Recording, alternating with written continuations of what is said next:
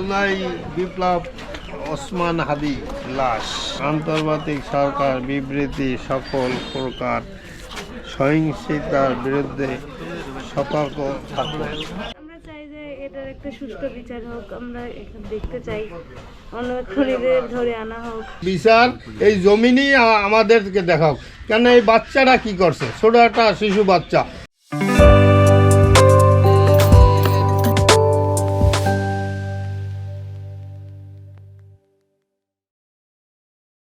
আসসালামু আলাইকুম। ওয়ালাইকুম আসসালাম।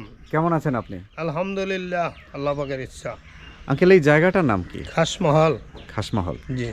তো আমরা যতদূর জানতে পেরেছি যে বর্তমানে ইনকিলাব মঞ্চের মুখপাত্র শরীফ ওসমান হাদি, জি, তার জন্ম শৈশব বেড়ে ওঠা এই খাসমহলে। এই খাসমহলে। আপনি কি তাকে ব্যক্তিগতভাবে চেনেন? হ্যাঁ, চিনি। ওসমান হাদি সম্পর্কে আপনার কাছ থেকে কিছু জানতে চাই। ওসমান হাদি খুব ভালো মানের একটা ছেলে ছিল। উনি খুব ভালো মাপের একটা অবস্থানে সবসময় চিন্তাধারা ছিল তার। কাজ বাজেও তার দ্রুত ছিল, মানে সাহসী ছিল। সমাজ দেশ কিভাবে অগ্রসর করা যায়, ভালোভাবে করা যায় আশাবাদ ছিল যে সেভাবে কোনো সুযোগ পাইলেই সে সামনের দিকে সমাজটাকে আগাইয়ে নেবে, আগাইয়ে নিয়ে যাতে সমাজটা সুন্দর হয়, ভালো হয়, ভালোভাবে মানুষ চলাফেরা করতে পারে, সুখ শান্তিতে চলাফেরা করতে পারে, দুর্নীতিমুক্ত সমাজ চলতে পারে। এভাবে তার সবসময় তার আশা ছিল এবং চেষ্টা সে সবসময় করত, এবং সে লেখাপড়ার মাধ্যমেও সে এইভাবে তার একটা মনোভাব ছিল। আচ্ছা, আপনার তো আমি যেটা দেখলাম যে আপনার বাড়ি তো এইটা, তাই না? জি জি। আপনার ঘরের ঠিক পাশেই হচ্ছে হাদি ভাইয়ের ঘর। হ্যাঁ। তো শরীফ হাদি, শরীফ হাদি, হ্যাঁ। ওনার আব্বা। তার বাবার নাম কি ছিল? শরীফ। একটু তার পরিবার সম্পর্কে যদি একটু বলতেন। এর 3 মেয়ে 3 ছেলে। এ হইলে সবাই ছোট। বড় ছেলে উনি গুট্ঠা মসজিদের ইমাম এবং একটা এই মাদ্রাসার প্রিন্সিপাল। হাদি ভাইয়ের শৈশব কৈশোর কি এখানে কেটেছে? হ্যাঁ, এখানে গিয়েছে। এখানে কেটেছে না? জি।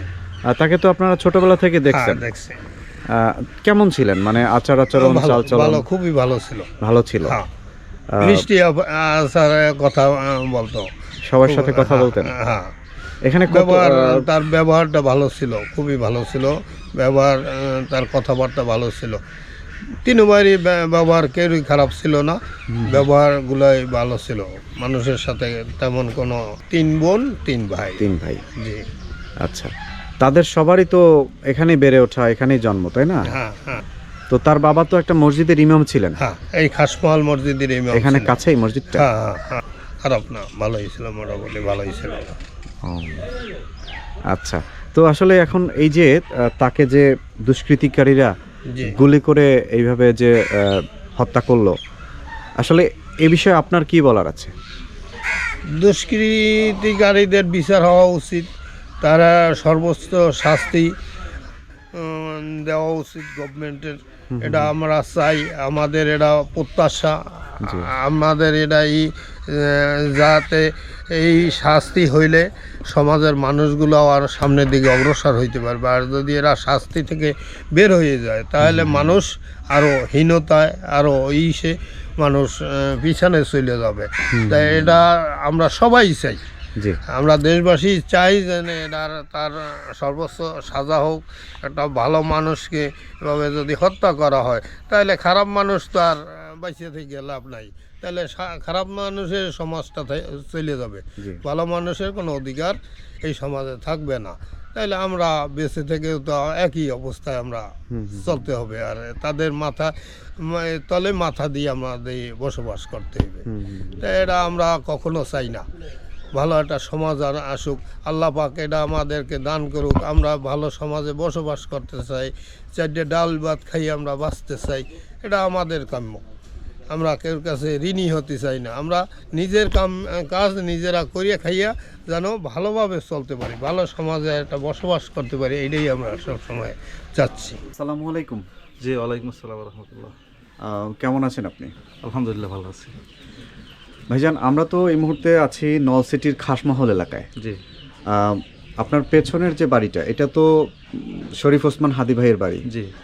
তো একটু যদি বলতেন, আপনি তো তার প্রতিবেশী, আপনার সাথে তার কেমন সম্পর্ক ছিল বা আপনি আসলে তার সম্পর্কে কি জানেন? না, আসলে জানি তো বিভিন্ন মাধ্যমে, কিন্তু সরাসরি ওইভাবে সম্পর্ক আমার সরাসরিভাবে থাকার কথাও না, জি। ছিল না আমার সাথে, কিন্তু মোটামুটি অনলাইনে বা বিভিন্ন মাধ্যমে দেখতে পারছি এবং আমার কাছে খুব ভালো মানুষ মনে হচ্ছে। ইনসাফের বাংলাদেশ বিনির্মাণে তার যে স্বপ্ন, যে একটি বিষয় তার স্বপ্ন ছিল এবং তিনি বিপ্লবী চেতনাধারী ছিলেন। তিনি এই নয়া বাংলাদেশ বিনির্মাণে তিনি স্বপ্ন দেখতেন এবং তারই পরিপ্রেক্ষিতে তিনি ইনকিলাব মঞ্চ কালচারাল সেন্টার তিনি গড়ে তুলছিলেন। আর এরপরে তিনি সরাসরি কোনো রাজনৈতিক দলের সাথে সম্পৃক্ত ছিলেন না। তিনি ঢাকা ৮ আসন থেকে স্বতন্ত্র প্রার্থী হিসেবে নির্বাচন করার ইচ্ছা প্রকাশ করেছিলেন, নির্বাচনী প্রচারণা করেছিলেন। তো এই হিসাবে তিনি একজন যথেষ্ট ভালো মানুষ ছিলেন। তার ফ্যামিলি খুব ভালো অ্যারিস্টোক্রেট ফ্যামিলি ছিলেন। তো এই হিসাবে তিনি এখানেই ছোটোবেলা থেকে বেড়ে উঠেছিলেন। এরপর জালকাঠি NS কামিল মাদ্রাসায় পড়াশোনা করেছিলেন। এরপর ঢাকা বিশ্ববিদ্যালয়ে তিনি রাষ্ট্রবিজ্ঞানে পড়াশোনা করেছিলেন। যাই হোক, সব মিলিয়ে তিনি নতুন বাংলাদেশ বিনির্মাণে নতুন প্রজন্মকে একটি সুন্দর স্বপ্ন দেখিয়েছিলেন। জি। আর তার ইচ্ছা ছিল যে এই নতুন বাংলাদেশের যে অগ্রযাত্রায় আজাদী আন্দোলন যেন যুগের পর যুগ চলে আসে, সামনে চলে যায়, এটাই তার ইচ্ছা ছিল। এবং সে যদি কখনো মারাও যায়, তাকে যদি কখনো হত্যাও করা হয়, তার বিচার যেন এই মাটিতে করা হয়। কারণ তিনিও বুঝতে পারছিলেন যদি তার বিচার না হয় তাহলে ভবিষ্যতে আর এরকমের অগ্রসৈনিক সেনাপতি আর তৈরি হবে না। তো এটাই তার আমাদেরও প্রত্যাশা যে তাকে যেহেতু ঢাকায় দাফন করা হবে, জানাজা নামাজ হবে, তো নলছিরিবাসীর প্রত্যাশা হলো কমপক্ষে একবার হলেও যেন নলছিরি চায়না মাঠে তাকে নিয়ে আসা হয়, এলাকার মানুষ একবার হলেও তাকে দেখুক। এরপরে ঢাকায় যে দাফনের সিদ্ধান্ত নেওয়া হচ্ছে রাষ্ট্রীয় বা পারিবারিকভাবে, এটাকে আমরা সাধুবাদ জানাই। আর আমাদের দ্বিতীয় প্রত্যাশা হচ্ছে সরকারের কাছে, সরকার যেন এই খুনিদেরকে দ্রুত সম্ভব, এর সাথে যারা জড়িত, পিছনে যারা জড়িত রাঘব বোয়াল আছেন এবং যারা এই কাজটি সংগঠিত করেছেন, সকলকে খুব দ্রুত সময়ের মধ্যে আইনের আওতায় নিয়ে আসে, এটাই আমাদের দাবি।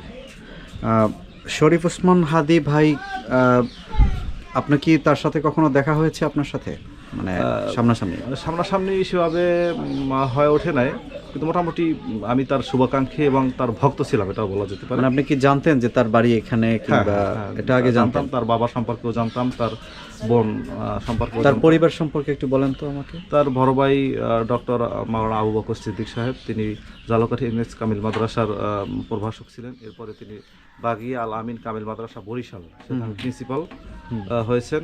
এরপরে তার বোন একজন আছেন নলছিরি ইসলামিয়া ফাজিল মাদ্রাসার প্রভাষক, আর এক ভাই ব্যবসা করেন, আর তিনি তো বেসরকারি বিশ্ববিদ্যালয় খণ্ডকালীন শিক্ষক ছিলেন। জি। তো আসলে দেশবাসীর প্রতি আপনার কি বলার আছে? দেশবাসীর বলার আছে দুটো কথা। একটি হচ্ছে যে তার বিচারের দাবি তোলা সরকারের কাছে, আর একটি হচ্ছে তার অসমাপ্ত কাজকে সামনের দিকে এগিয়ে নিয়ে যাওয়া, ইনসাফের বাংলাদেশ বিনির্মাণ এবং তিনি যে আজাদী আন্দোলন করেছেন, এই আন্দোলনকে সামনের দিকে নিয়ে আসা। জি। না, তা ভালো, সব আল্লাহ আল্লাহ লোক, বুঝছেন না? আল্লাহ আবার মোরে হেড দুয়ার দ্বার নিয়ে দিয়েছে, আল্লাহ লোক দিয়ে আমি হেড দুয়ার দ্বার আইসি। আমি তো এখানে না, আমারও ওরা সব ঠাই ফেরি গেল, আমি এখন থাইনি, সময় সময় আই। আচ্ছা আচ্ছা। আমার ঘরে পেট্রোল চুরি হয়েছে, আমার ঘরে তা মাইয়ের বলাই কিছু মনু, আমার ওই যে তোমার জালনার দুটি আমার সোর বাড়িয়েছিলাম, দেড় মাস দেখা গেছি, পায়ে খাওয়াই গেছে, সব নেছে। কইছে খালা ওই জালনার আমি আটকাই দিব মানে, সেই পরদিন তো খবর আছে, এই খবর চলে গেছে। তারপর যদি আমাকে বললে যাইতে যে খালা আপনার দেখছেন, আমরা কই গেছে জামাই, যে হে আরো জামাই আছে না মাইয়ে, হেরা থাকতো ঘরে, তা ঘরে থাকে না, যে আমাকে তো কইলে ওইতে রিচ দিয়ে গেছে, ওই দিয়ে তার সব হেরা আয় যায়, হেরা হেরা লোকও আছে, আমি তো একলা বুড়া মানুষ, সময়তে খাই, ওই একটা পুলা ডাকাত যাইছে একটু বেড়াই না, আমার তো পড়ারা সব বাড়িতে চলে গেছে। ছোটবেলা থেকে বড় হেরা ছোট ছোট না, এত এই বড় হয়েছে না এখানে, সব এতটুকু লেগেছে। ও আচ্ছা। ছোট ছোট কেমন মানুষ ছিলেন তাদের, তারা হাদি ভাই কেমন ছিলেন ছোটবেলায়? ভালো ছিলেন, ভালো ছিল, পোলা শিক্ষিত বলা অনেক ভালো। আমার কয়টা খালার পোলারা নেয় কিছু তৈরি করলে হেরা দিও, আমি ভালো আসলে আমার খালাই ডাকতো। তাই আপনাকে খালা ডাকতেন? হ্যাঁ, খাওয়া ডাকতো ভালো ভালো, বাপেও ভালো ভালো, মাটা বেড়াতে গেলে আমি রান্দি বেরিয়ে দিতাম ভালো।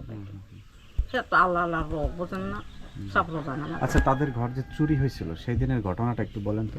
হ্যাঁ না, আমি কেমন কম বাবা, আমি অসুস্থ প্যারালাইসিসের মানুষ, আমি বেড়ে নষ্ট করেছিলাম।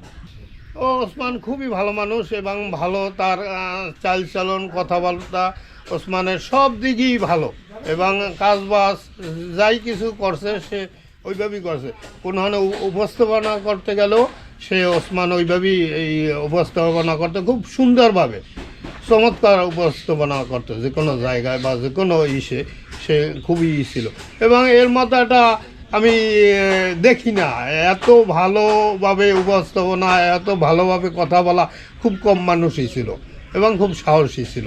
প্রত্যেকটা কাজেই সাহসী এবং সাহসী তার পরিচয় সে দেশে। এখন বাদবাকি তো আল্লাহর ইচ্ছা, যাতে আমরা সামনের দিকে অগ্রসর হইতে পারি, এই জন্য ওর সবসময় এটা মনোভাব ছিল এবং ওটা এরা চালাইতো বা চেষ্টা করতো।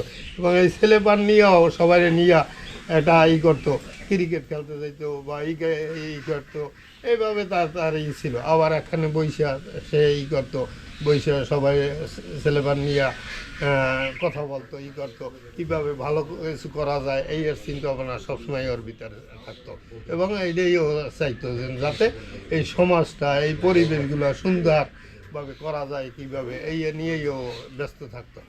তার বাবার পরিচয় বলতে পারবে না, তার মার সাথে জিজ্ঞাসা করলে মা কিছু উত্তর দিতে পারবে না, তার বাবা ওসমান কোথায় এটার উত্তর তার জানা নাই। তাহলে এটা এর চেয়ে আর কি হইতে পারে? তাহলে এই হত্যাকারীর বিচার দ্রুত হওয়া উচিত, তা দ্রুত আমরা চাই যে দ্রুত তার বিচার হোক।